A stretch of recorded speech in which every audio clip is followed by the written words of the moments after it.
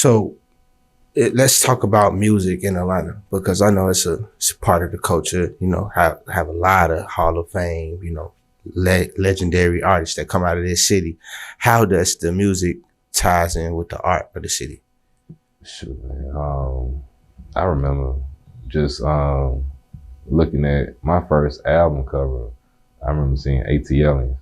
Yeah, that was a dope. Yeah, that was a dope cover. Yeah. And I'm trying to. I can't even That was a super remember dope one. I can't even remember the artist. I feel bad because I just saw who the artist was that did the cover for that. But you know, just that futuristic, you know, Black Righteous, you know, seeing that.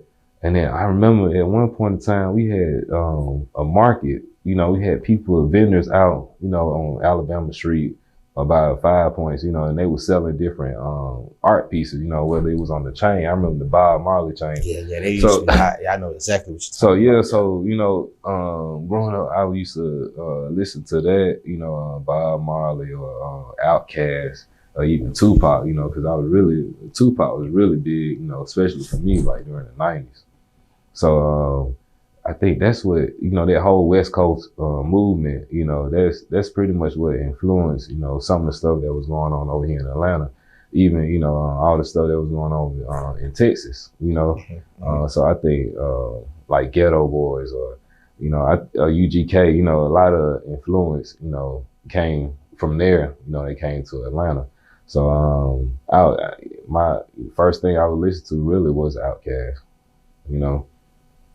Goody Mob, you know, Soul Food, CeeLo Green, you know, you know, and that came, you know, from the struggle, you know, so that's what really influenced the art for me because, you know, I'm painting pictures and visions that I had when I was younger or things that I went through when, you know, well, we didn't have it, you know, when we was moving around the town because, you know, we got evicted or, you know, certain things like that, you know, that we was going through. So, you know, they were speaking a positive message, you know, and I remember one song for Soul Food, Thought Process, you know, and CeeLo, he got on there, he said, sometimes I don't even know how I'm gonna eat about $20 away from being on the streets. You know, you might see a nigga on TV, but hell's almost like I'm rapping for free.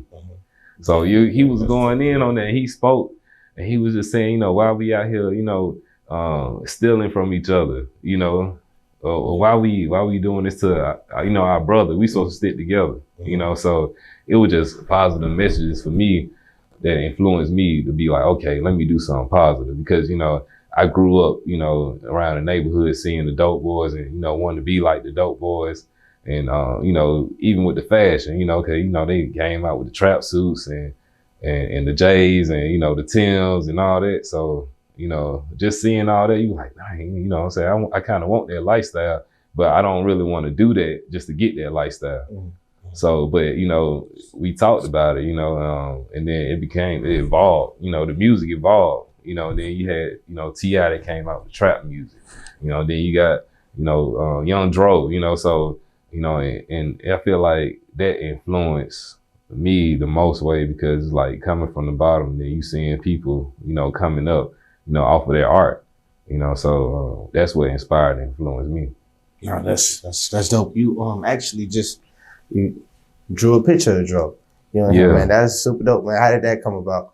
Man, actually, man, just like bumping into you, you know what I'm saying? Just bumping into people, man. You just be like, you find yourself in rooms and places that you don't even think you'll be in. So you be like, okay, like I saw that picture, you know, and Dro recommended me to paint that picture of him, you know, and then it's a story behind it, you know. So it's like, I didn't think I had the skills to do it, you know, because like my first paints was like doing this. I just started painting 6 years ago. So this landscape drawings, like probably like my first paint. Then I started branching off into That's the first one. That's your first paint? Yeah, one of the first ones. One of the first minis, yeah. What do you call it? That's called Forever I Love Atlanta. Okay.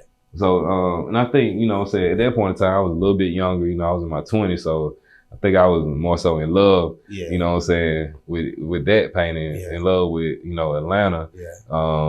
And then, you know, thinking about the idea of foreverness, you know. So that's what I was thinking when I was painting that, you know.